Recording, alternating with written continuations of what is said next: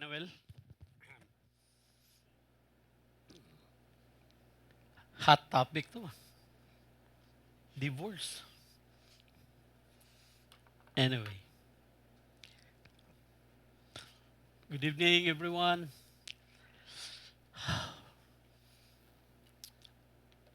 Welcome again to our Thursday talk. I'm glad that we're here together to learn, to gain wisdom from the biblical principle of marriage or relationship. Kasi the usual separate yung yung relationship natin with our spouse, with our partner, sometimes it differs. But then, in the real truth, kailangan natin yung biblical principle to guide us through. So that whatever challenges may come, especially with the topic we're talking about today, when love stops working, how are we going to deal with it for it to continue to function? So the secret keys to never let love dies in our relationship. Hot ano to na topic. In some Western cultures, filing a divorce is just like returning an item they purchased from a store when they realize that they don't need it or they don't like it. Parang ibabalik lang nila, no? Now, although divorce is not allowed in our country, but then when a couple decide to go on separate ways, it's the same. 'Di ba? Kung divorce or annulled legally, ano yun. But then in the eyes of God, it's the same. Hiniwalay mo pa rin yung ano. So, in the US, as far as the statistics is concerned, there are about 670,000 to 700,000 divorce completed annually. Ganun ka, ano, karami. 670 to 700,000 annually. In the Philippines, since wala man tayong divorce, but then meron tayong annulment. Pero pareho lang yun. Hiwalay pa rin. So, sa atin, we have about 6,000 to 11,000 uh, completed annulled marriages. Maliit lang because the process here is expensive and it's lengthy. The process is dami pang dadaanan.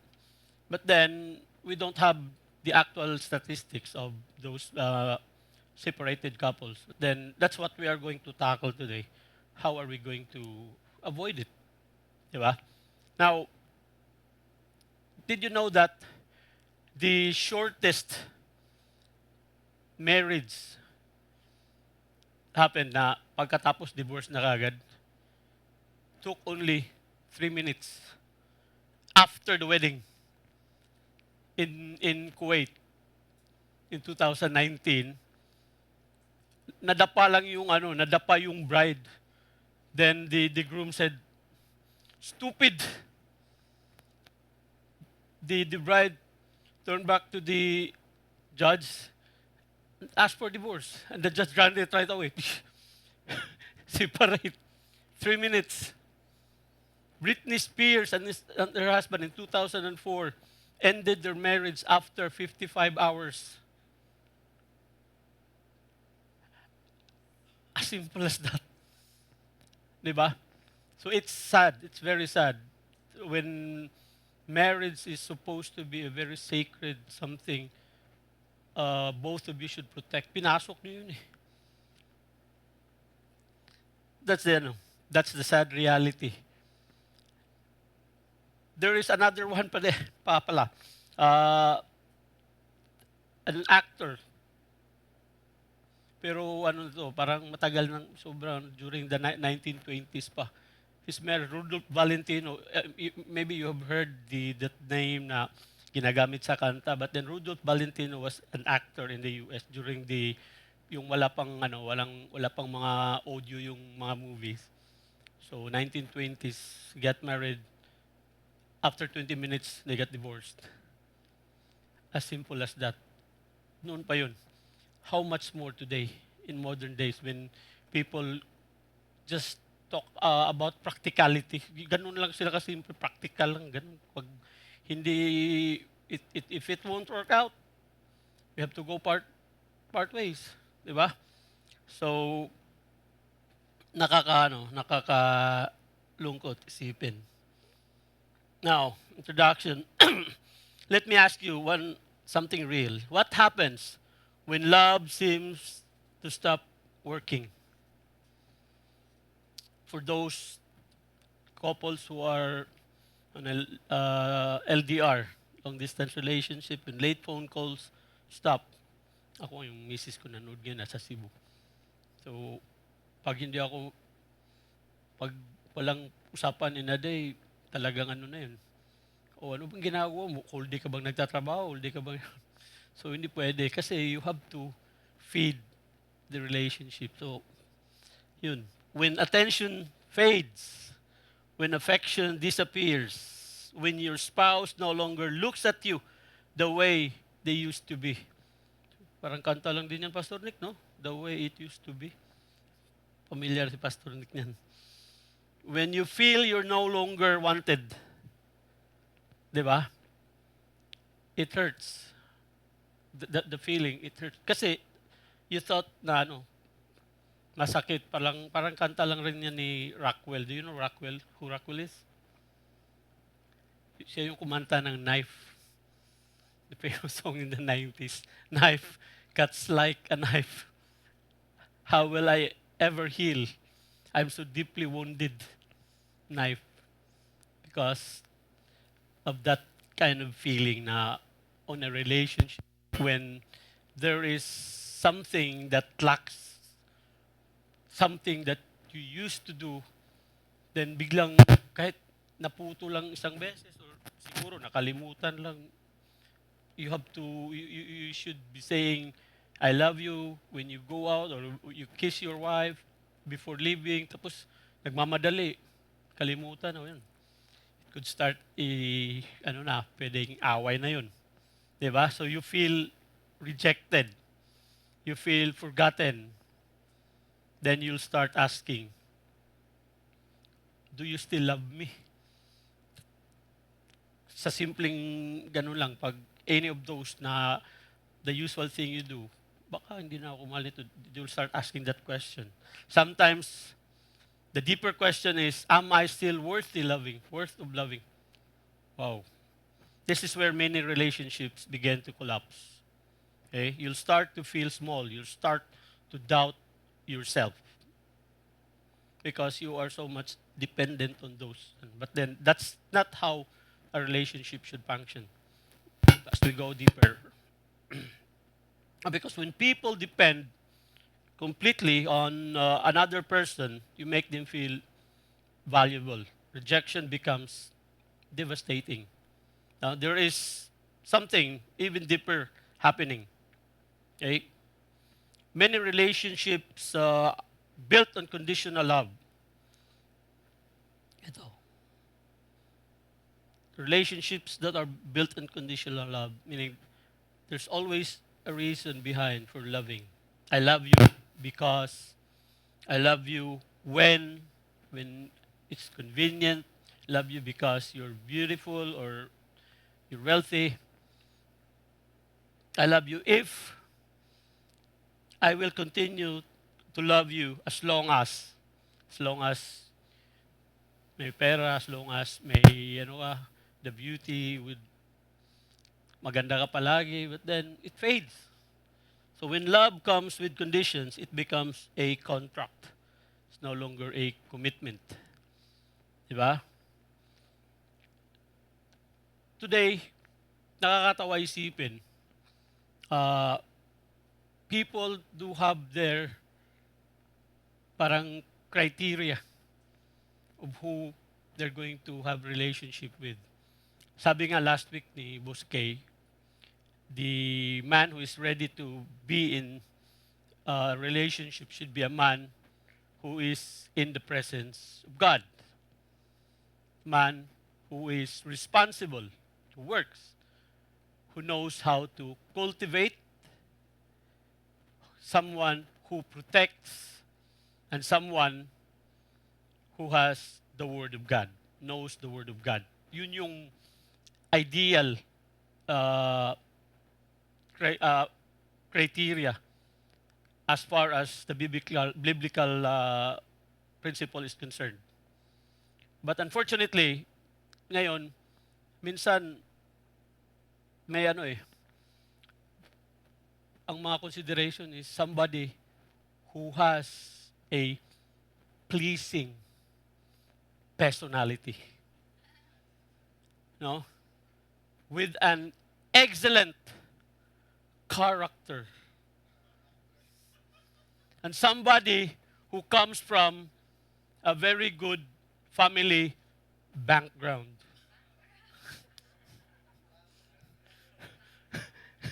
Ganun, ganun na ba yung sukatan? Ganun na ba yung mga criteria that we set? Diba? Anyway, kidding aside, the problem is conditions could change. Looks could change. Diba? Magbago as time goes by. Ako nga dati, sobrang gwapo ko. Ngayon, sobra na lang. Sobra na lang natira. So, ganun Pastor Nick, ganun din. sa, sa kapanahunan natin, Pastor Nick, di ba? Sobrang ngayon, sobra na lang. At least may sobra pa. Diba? So, money could change, it could deplete, it could disappear. Health changes, our body change, emotion change. Diba? Circumstances around the marriage could also change. And the reason for that, love disappears because the love built on reasons begins to disappear as well. If it's yung love was created or established based on reasons, then the reason could disappear. That's why we need to understand the God's kind of love. What kind of love should be followed? Okay. Now, foundation scripture. Ito yung 1 Corinthians 13:8 says, love never fails. Hindi daw fail ang love. But then, it is always part. It's always part of it doesn't mean that relationship will not experience pain. Nandyan yun Kahit ano pang ganda ng relationship. At times, it will be tested. So, sabi nga, marriage is not just a bed of roses. May mga thorns kasi yung rose. Masakit din. It's not like a walk in the cloud. So, walk in the cloud meaning happy lang lahat. Parang hindi na sa lupa yung paa mo. Nakalutang lang kayo palagi. It's not.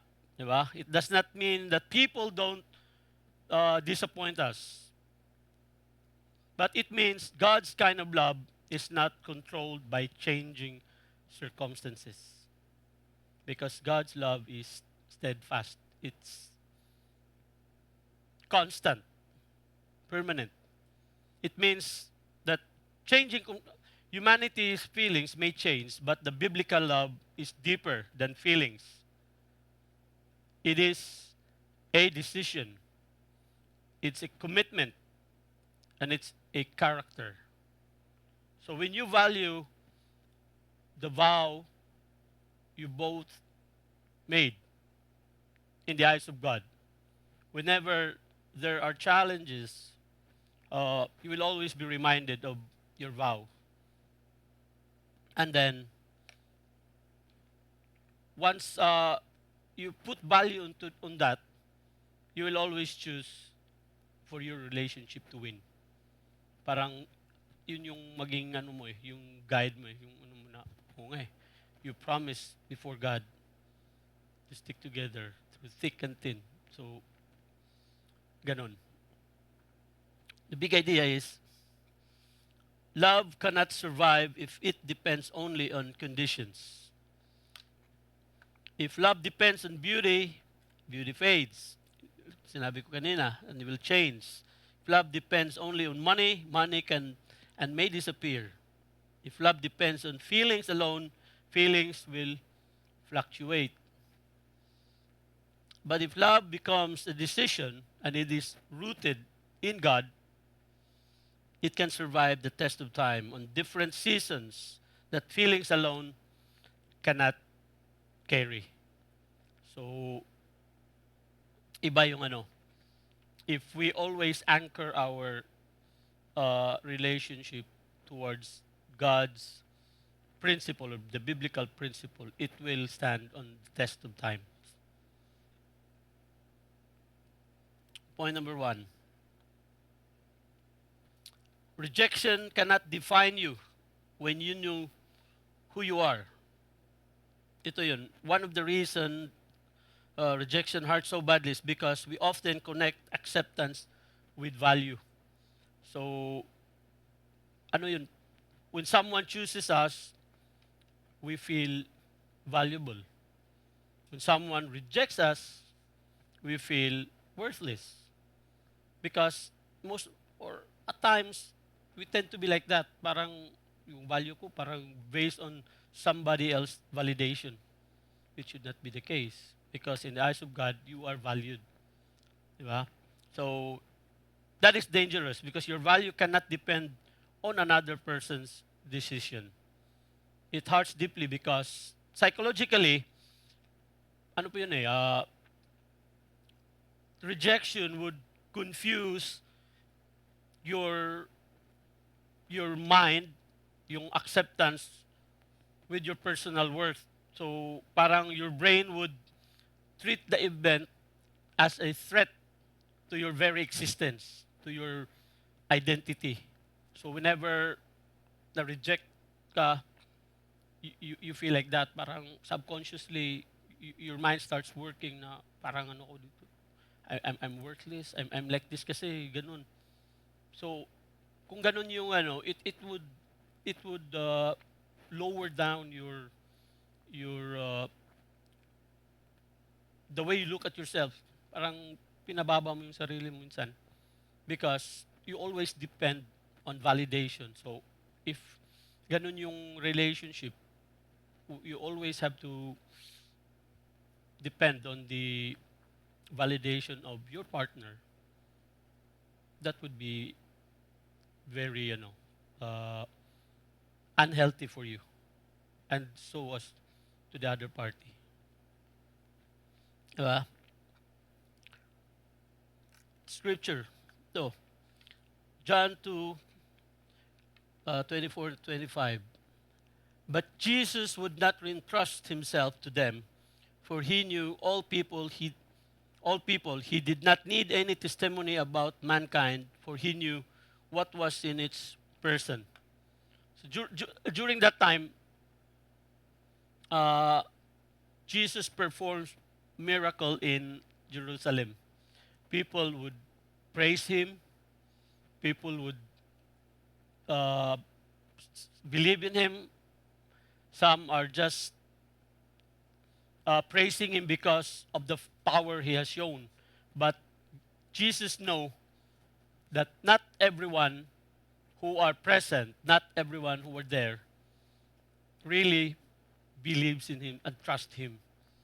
But he did not mind it. Kaya nga, he don't need somebody else testimony. He don't need somebody else validation na he is God. Because he knew each and every one, each heart, he knew it, kung anong nasa laman ng loob nila, ng puso nila. So, siya. So, dapat, like in Galatians chapter 2, verse 20, says, speaks directly to finding your true identity and value in Christ rather than the opinion of others. So, instead, you have to value yourself with the way God values you. So para hindi ka masyadong dependent on other persons' validation or your partner's validation. You should not. I remember one time it was discussed by Boss K na when two people are on a relationship, dapat you should not be seeking happiness to your partner. Both of you, you should be complementing or adding happiness to each other. So there's a big difference there, di ba? If you see, kasi if you rely your happiness to your partner, pag nag-fail yun, pag nagkulang yun, you will feel bad. You will feel dissatisfied. The same way. But then looking at it on the other perspective, both of you would just provide happiness. I have to provide happiness for my wife. Same goes to the wife. I have to provide happiness for my husband. So walang nagkukuha. Di ba? Amen? So, today people praise you. Tomorrow, they criticize you. Today, someone says, I can't live without you. Then, the following day, ayoko na. Ano yun? Kanta pa din yun eh. Naalala ko. Ray Conniff. Pastor Nick. That's life. That's life daw. Here today and gone tomorrow. You take the joy, you take the sorrow. You're here today, now gone tomorrow. Parang, ano lang. So kung ang identity mo nakasalalay or sa opinion, every day, it will change. Feelings will destroy you. Kung ganun yung ano. Kaya, what we need is, we should know, who am I before God? Sino ba ako? In the eyes of God. Di ba? God loves me. He loves you. Love ako ng Diyos. God valued me. May purpose ako. I am a son or a daughter of God. So, even when someone rejects you, you may still feel hurt. Pwede ka pa rin masaktan. No? But the rejection does not have the authority to redefine you. Kasi you knew it, who you are. You may still feel hurt, but then hindi magbabago yung paningin mo sa sarili mo. Your worth, hindi magbago yung worth mo sa sarili mo. So you can grieve without losing your identity. Because you knew it. Kung sino ka in the eyes of God. That's how you have to put value in that, so that yung validation from your partner hindi mo kailangan. If the same ways with the other, kung ganun yung pagtingin nyo sa sarili nyo, whenever there are shortcomings, you can always mend. You can always repair kung may konting ano lang. Di ba? Important things to remember now. Rejection may hurt you, but it does not determine your value. Your worth existed even before they accepted you. Your worth remains even if they leave. So, it's not a touch and go thing. No, like what Rupert Holmes' lyrics of a song, Touch and Go. Life isn't just touch and go. Sabi niya, it's sink or swim. But then, I promise I won't be touch and go. Sabi nga dun sa lyrics na, I have to be there, always, on your side. Hindi siya ano lang tapos kunting siraan, ano na. You have to break the tie. Hindi ganoon ang relationship. Point number 2, conditional love has an expiration date. Ayun. Kung conditional yung ano mo, it would expire. It operates like an unspoken contract rather than a deep, unshakable bond. Yun yung ano dyan. Now, ito. You have to listen carefully with the statements. I love you because you're beautiful. I love you because you make me happy. I love you because you provide for me. I love you if you treat me this way. I love you as long as you meet my expectations. So, the moment love depends entirely on conditions, the moment the relationship would be dependent on it, the relationship becomes fragile. It's very vulnerable because conditions would change, may change, can change. Hindi siya steady always. So, 1 Corinthians chapter 13 verse 5 to 7 says, love is not self-seeking. It keeps no record of wrongs. Always protects, always trusts, always hopes, and always perseveres. Love should only keep records of beautiful memories. Yung mga mali. I remember that was my first topic, no? Love keeps no record of wrong. May dala pa akong folder nun. Nalala ko tuloy. 'Di ba? So, yung mga pagkakamali, it should be, once it's forgiven, once it's settled, dapat wala na talaga yun.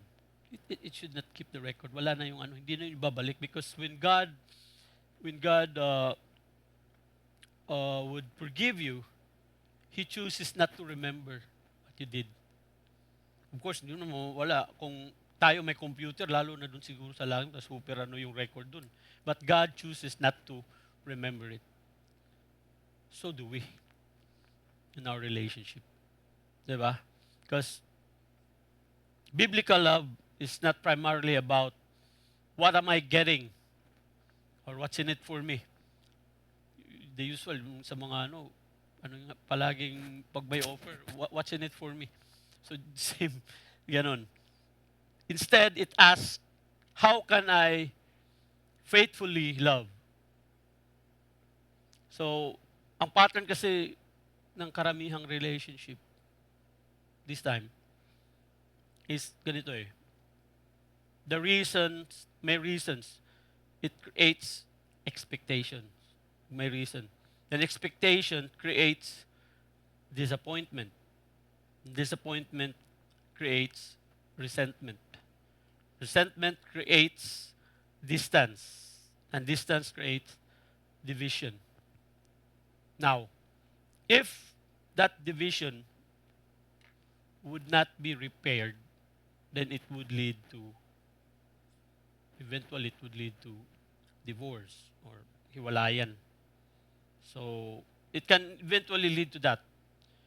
Annulled, like I said earlier, annulled, divorce, separated, they're all synonymous. It violates the biblical principle of the union of two persons.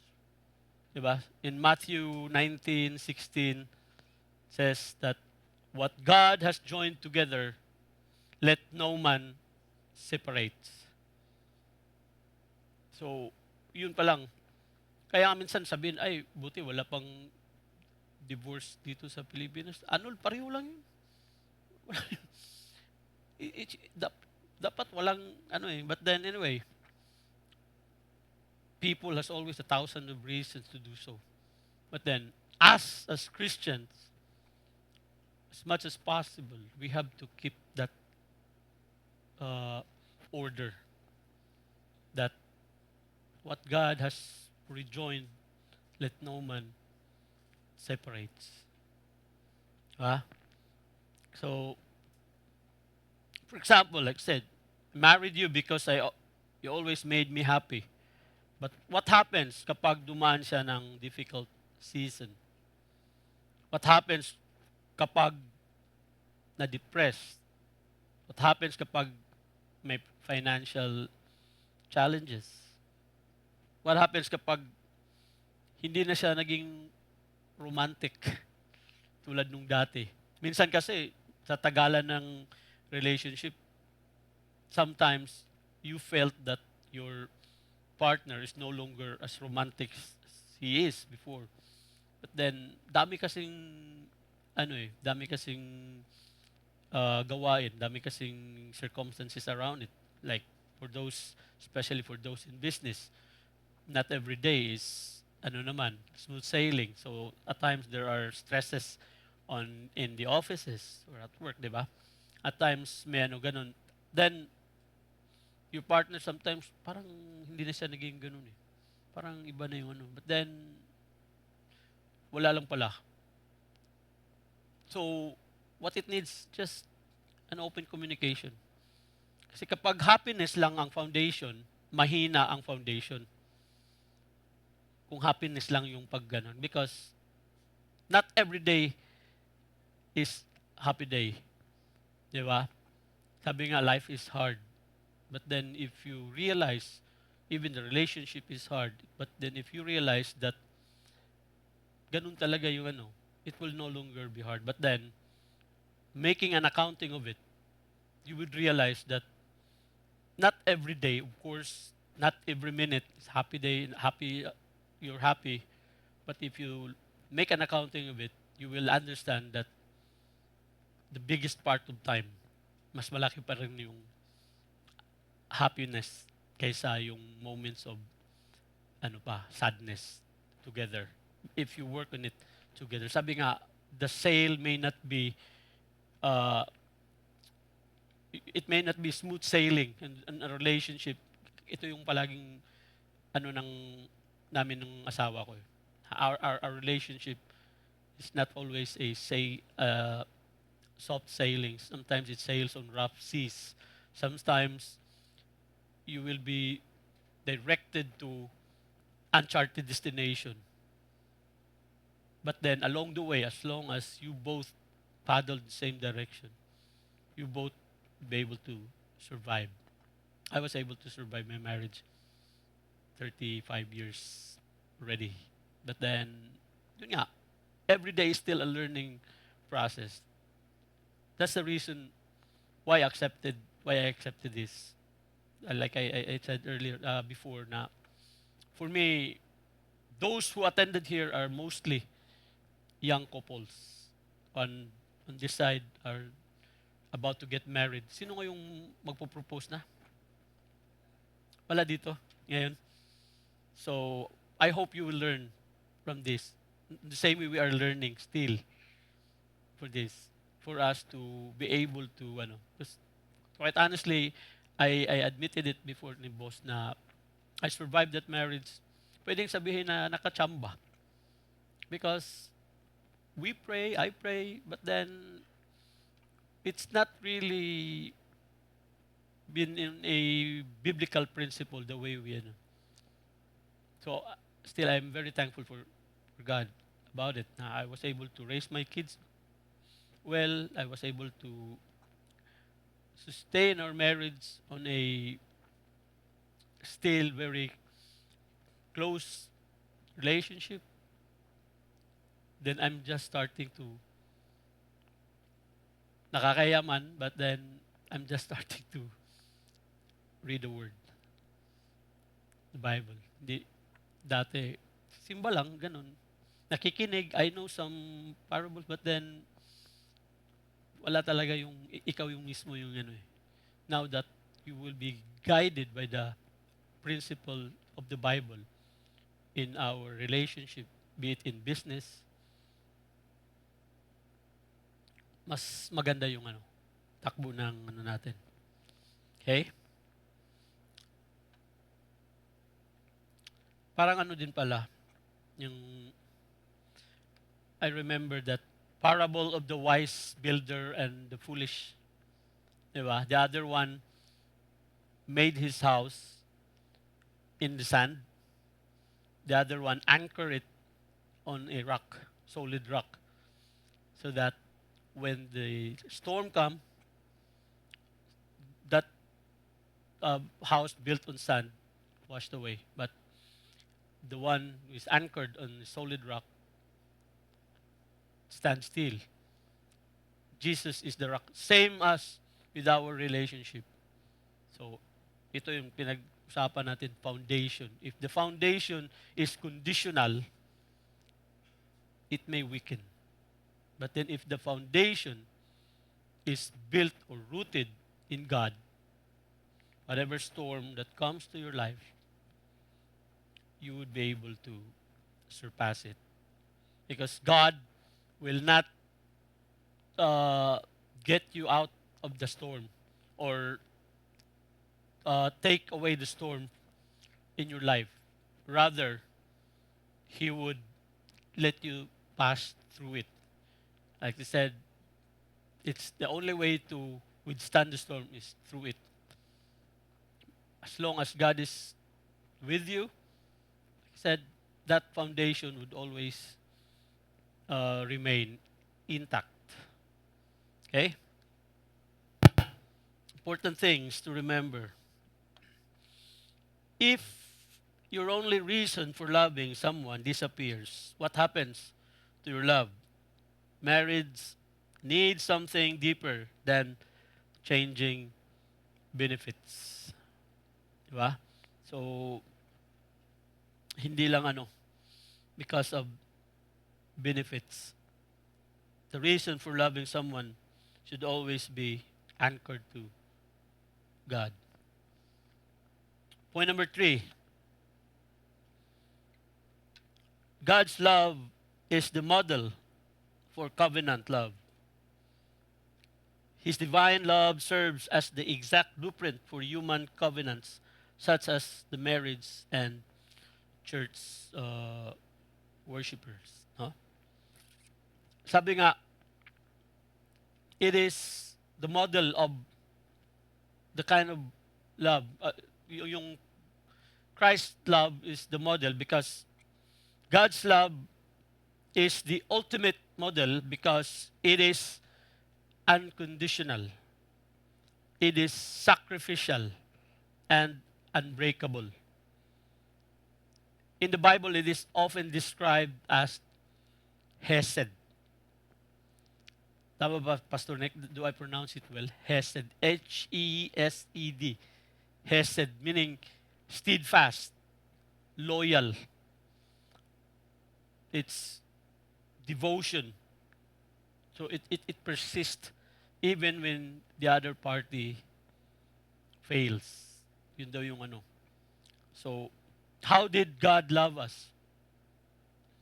Did Christ wait until we became perfect? No.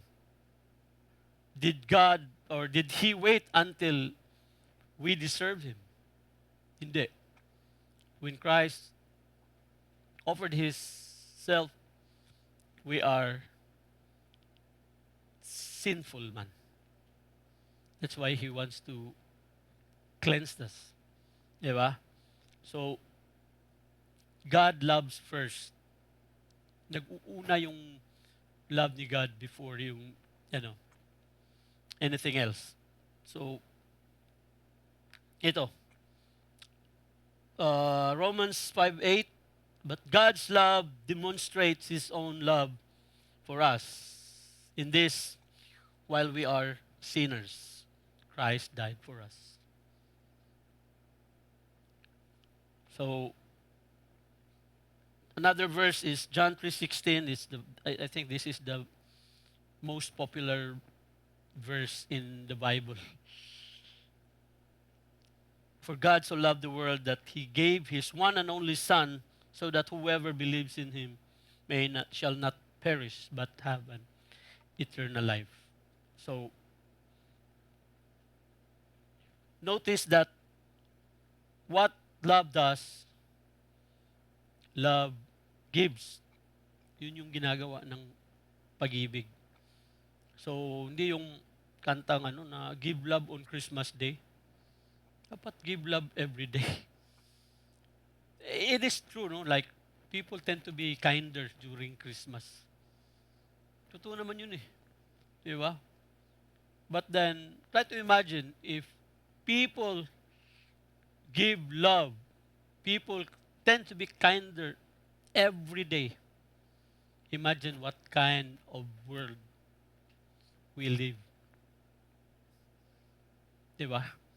So, God's love is not based on performance. But then, hindi ibig sabihin na walang standard si God.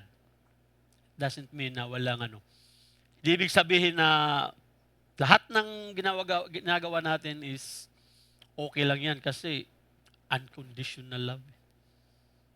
God still corrects. God still disciplines. God still calls us to repent. Kaya nga, minsan, pinapadaan tayo ng kasi nakakalimot tayo. That's why we are faced with difficulties to remind us you have to go back to where the direction should be. Kasi minsan, tayo, ng landas, ang tawag yun sa Tagalog? Pardon me. When you go astray. Di ba? So, ganun. His love is not something you can earn every morning and then lose it every evening. That is, God's love is always, like I said, steady.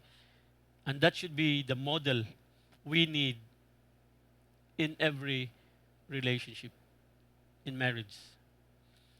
Hindi lang yung mahal kita kapag convenient, but I choose to love you even through difficult seasons. Okay? Again, loving unconditionally does not mean tolerating abuse, violence, manipulation, or unrepentant destructive behavior. You can love someone and still establish the necessary boundaries. May mga pa rin. Important thing to remember. Unconditional love does not mean unconditional permissions. Ito yung sinasabi ko kanina. Kaya God still discipline, may standard pa rin. Does not mean, kasi unconditional love, so meaning, wala, permission na rin unconditionally. It's not. Love can forgive and still requires accountability. Love can show grace, still tells the truth. So it does not give you the license to do anything. Si Agent 007 lang has the license to kill. James Bond lang yun, fiction. Yung diba? Love can forget and forgive and still requires accountability. Love can show grace and still tells the truth. Diba? I have a story to tell you. It's a sad one, but then it's true. We knew a young couple before. I just don't have to name names. They're deeply in love with each other. Wala silang anak, tapos they even seek our advice and everything. But then later, the guy, medyo siya, yung landas niya, natutong magbisyo. And started to doubt na. Whenever his wife After work, dumadaan sa grocery, dumadaan sa palengke, inisip niya may ano na, meron ng, may relationship. Tapos, minsan, nag-aaway, one point, palagi na lang, ano yun yung palagi lang pinag-awayan, selos ka. But then, the guy does not, yung babae, parang binabaliwala lang niya kasi wala naman talaga siya ginagawa. Then one time, siguro, kainom yung gaway sila. I don't know where he got that gun. Natutok-tutukan niya. Hindi sinasadya. Pumutok. Namatay yung babae. So, yung lalaki, dala-dala niya yung guilt. Dala-dala niya yun habang buhay. Hindi siya nakulong Hindi siya nakulong. Yung during the investigation, yung police alam na lang yung nangyayari. Kasi iba-iba yung story niya. Sinasabi niya, may bumaril sa kanila, nasa kitchen, tapos natamaan yung yung isang version na nano daw sa hagdanan yung asawa niya. But then, he was remorseful, he was regretful. What happened? Inamin niya dun sa parents ng babae. Kasala siya. Nakita naman nila na So, balik. Pinatawad. But then, hindi nga siya nakulong. But then, all throughout his life, he will be carrying that guilt. Diba? Just because of that.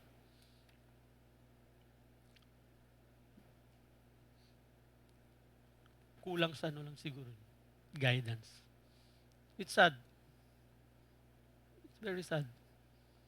They could have. Gwapo naman siya. Maganda yung babae. I don't know. But then, yun nga. There's a failure in between. Communication must be. Anyway, we'll talk about it later, yung about communication. So, point number 4. Expectation becomes resentment.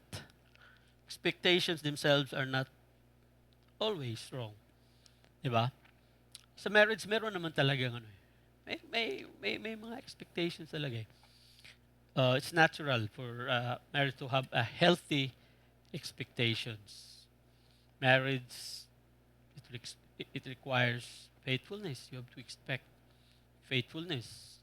You have to expect that your spouse, so you are to your spouse, to be respectful, to be honest, responsible. Communication. Dapat yun. Communication is always there.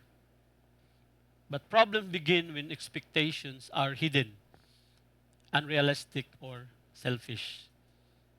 So, may mga expectation pero hindi mo naman sinasabi. Diba? How would the other party know? Then, one spouse silently keeps score. Kasi meron kang expectation tapos hindi na nagawa. Kalista ka na. Later ka lang. Pag napuno to, ka?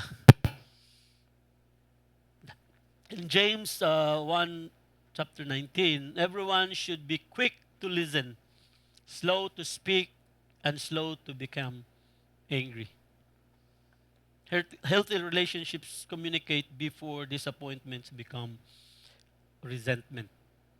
Okay? So minsan kasi, galit ka na sa spouse mo dahil hindi niya ginawa yung expected mo. Pero ang tanong, sinabi mo ba? Hindi mo na sinabi. Don't expect, some people expect their spouse to read the minds. So, dapat, kasi minsan sabihin mo, dapat alam niya eh. Kung mahal niya ako, dapat alam niya yun. But, no, it should not be the case. Because love does not automatically produce mind-reading abilities. Wala na bang ganun. So, hindi naman yun na ganun. Dahil nagmamahalan kayo, meron na yung parang matik yun, alam mo na yung lahat. Maybe some, but then, hindi lahat. You have to communicate. Diba? Maybe you just need affection. Say it. Kailangan mo lang ng konting affection. Parang, pansin ko, galing sa trabaho, pagdating, diretso lang sa ano, kain, tapos nanood ng TV. Parang, so, meron lang palang malalim na iniisip sa office. Or, not necessarily problem, but then may mga gusto lang ano, may gustong tatapusin, may gustong gawin, may iniisip na paanong mga paraan, but then ikaw feeling mo parang ano na so you just need affection. So just say it. Sabihin mo. Maybe you just need quality time kasi palagi na lang kayong work home, wala nang quality time, wala nang dating. Say it. Han, parang medyo matagal na tayo ano yung quality time natin, wala nang masyadong ano we always, ang pag-usapan lang natin, mostly work, trabaho, how are we going to go about our business, how are we going to go about our children, ganun na lang. So you need to have a quality time with each other. So just say it. Say it. Maybe you feel neglected, just say it respectfully. Parang inano mo na ako, parang pinapabayaan mo na lang ako. So just say it respectfully. Para ano? Because many relationships do not fail because love completely disappeared. Hindi. They failed because needs were never communicated. That's why disappointment were never repaired. Kasi communication is a two-way traffic. Dapat ganun yun eh. It's a two-way traffic. So when the other speaks, the other should listen. Listen with intent. Hindi yung nakikinig lang pero hindi inintindi. O, sabi ko nga dati na listening is the beginning of understanding. Di ba? You have to listen, communicate. So, kasi communication is very vital to any relationship. Sabi nga ni Sir Marlon kanina na they have a client who was complaining about the product na parang mali yung payment, bakit may additional ano. When the representative explained to the client was not satisfied. Then upon knowing, dinig niya, mali pala yung explanation. So, saan yung ano dun?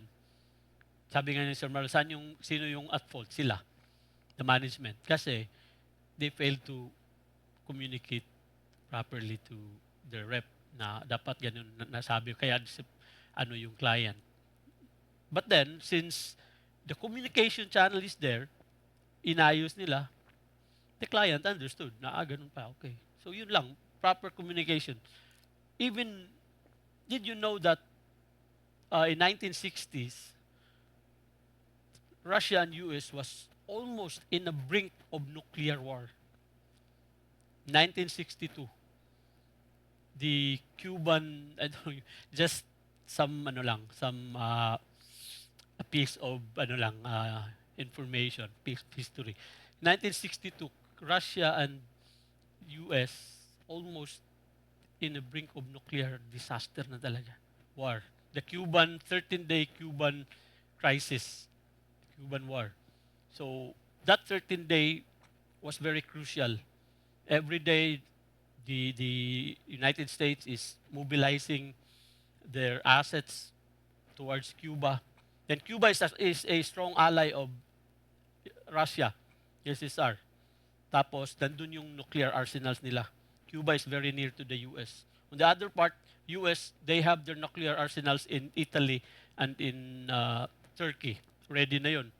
So, now what the Kremlin and the Washington did, they set up a teletype open communication line. Parang pag isang ano lang yun, wala nang dial-dial.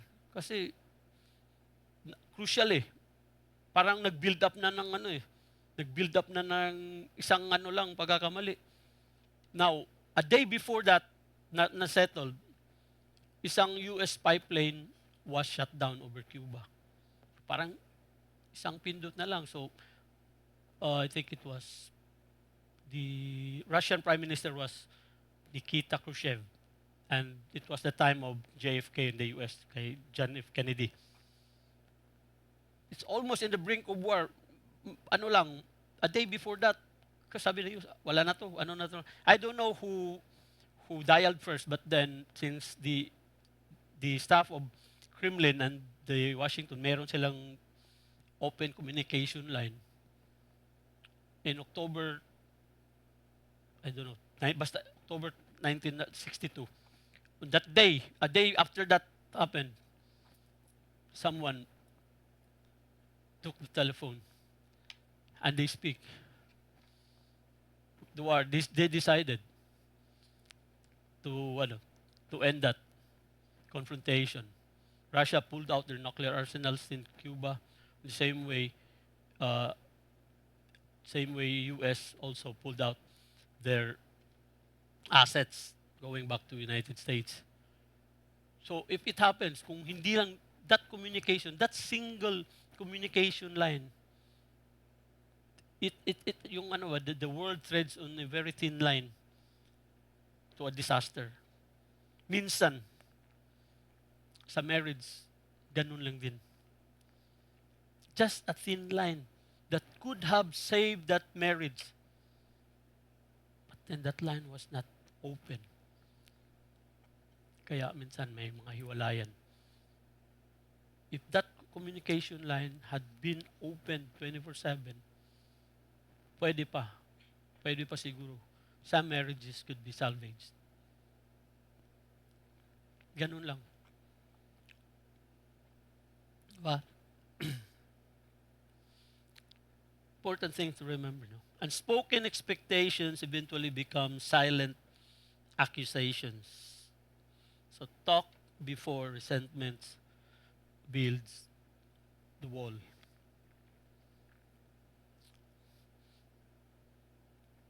Point number 5. Love must become a decision before feelings can change. Feelings change. Feelings are beautiful, but feelings are unstable. You will not always feel romantic. You will not always feel excited.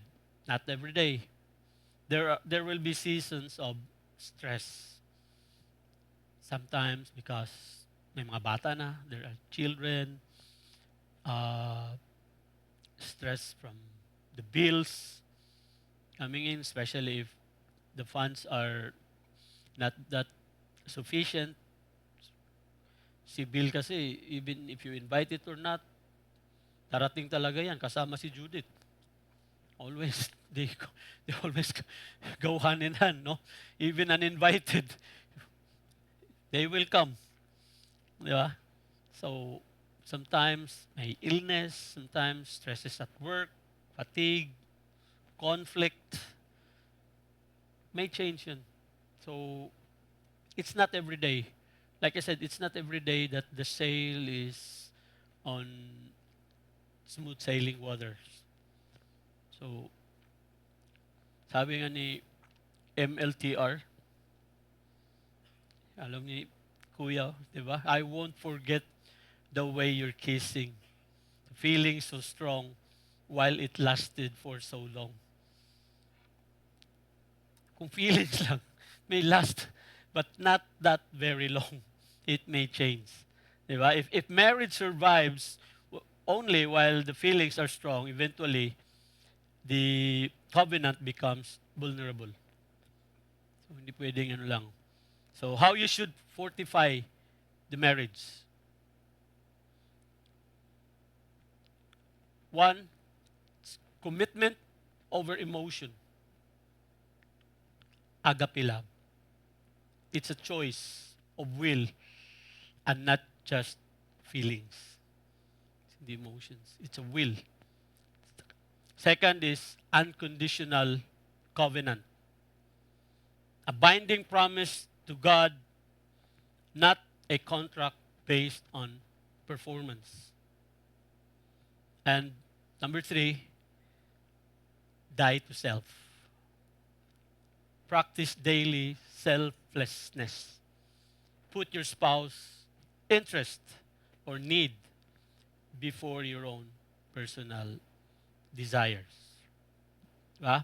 So dapat we should be like sinabi ko to kanina na we should be complementing with each other. Hindi tayo yung reliant on ano lang kung yung feelings natin, yung happiness natin, we should be relying only to our spouse. Dapat hindi. There's a big difference in that. Dapat baliktad, dapat we provide happiness to each other para hindi ka na kukuha. You will be satisfied. Diba? Colossians 3:14 says, "And over all these virtues put on love, which binds them all together in perfect unity." Okay? Now, notice the language. Put on love. That speaks of intentional action. Oh, hindi siya conditional, intentional. Put on love. Dapat you have to put on love. Because love is not only feeling, it's not only I feel something for you. Love you. Love also says, I choose you. I will listen. I will forgive. I will serve. I will protect our covenant. I will tell the truth. I will work on the relationship. That should love is. Some days feelings will carry you, but other days commitment would carry the feelings. Kasi yung commitment yung ano. Tulad din sinabi ko, kung yung feelings lang pwedeng magano, but then since you are committed, palagi kang ma-remind. It will remind you always, I'm committed to this, I'm into this. Hindi ko to pwedeng just because meron kaming pagtatalo, just because meron kaming differences, I have to find a way how are we going to repair this. That is mature, simplistic love. Sabi nga, sabi ni Phil Collins, it's a groovy kind of love. Diba? The groovy kind of love is a love simple but deeply comforting, romantic, connects deeply, that instantly chases away sadness. When I'm feeling blue, all I have to do is take a look at you, and then I'm not so blue. Diba? Groovy kind of love. So you do not wait until you feel like loving. You have to practice love until warmth has room to grow again in your relationship. Important thing to remember. Feelings can start a relationship, but commitment must help us sustain it. Ito. Practical exercise. So you may write down or just have, I love my spouse because. Then you have to examine every reason you have why you love your spouse. Okay? Maybe, sulat ka dyan, because my wife is beautiful, my husband is beautiful, because they provide, because they make me happy, because they understand me. Those things are wonderful. You have to appreciate them. Okay? But do not make them the foundation of your covenant. Now, ask yourself this. If this changes, will I still know how to love? Yeah, that make a declaration because it's more meaningful. These changes, will I still know how to love? I choose to love I choose to love you not merely because of what you gave me, not merely because I made uh, you made me happy, but because I made a covenant to honor God and love you faithfully. That should be the reason. Okay? Key truth: love does not suddenly stop working. Oftentimes, what stops working is the system built around love.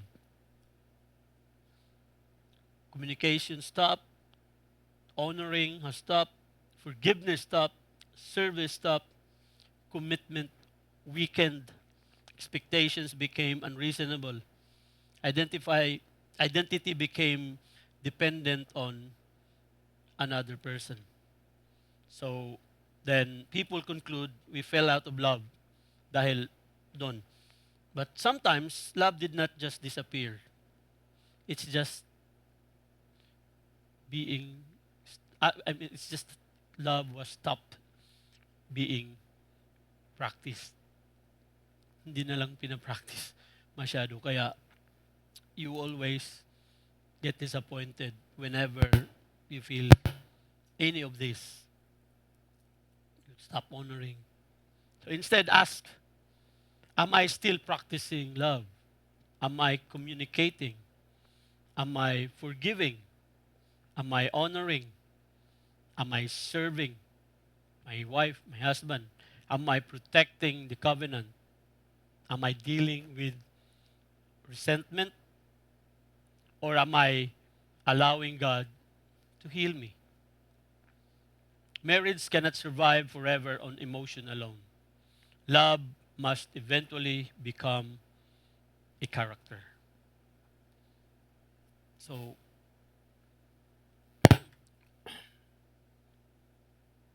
Will,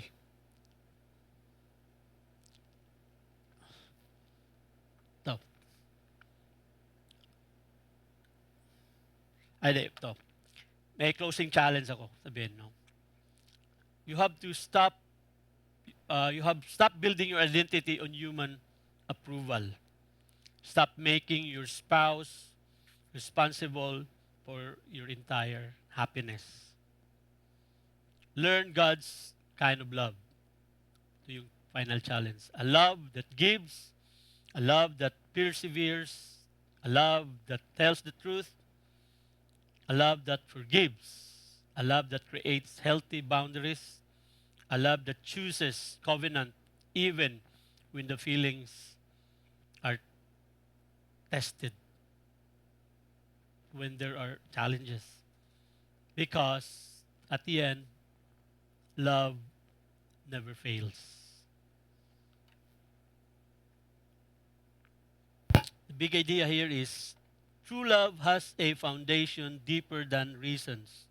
If you love, if your love exists only because the circumstances are good, circumstances can destroy it. But when love becomes covenant, when love becomes a character, when love becomes a choice, and when love becomes rooted in God, it can survive what feelings alone cannot. Diba? So it all boils down to rooting your relationship to God. Finally, we have to declare this. We have to say this all together. In 3, 2, 1. I declare that my identity will not depend on human approval. I know that I am loved and valued by God. I will not build my relationships on conditions, selfish expectations, or temporary feelings. I choose communication over assumptions, forgiveness over resentment, commitment over convenience, truth over pretending, covenant over emotions. I will learn to love the way God teaches me to love. When feelings are tested, I will still choose love. And I declare that my marriage will not die because love stopped being practiced. By God's grace, we will grow, heal, forgive, and love again. In Jesus' name, amen. Thank you, and good evening. Good night.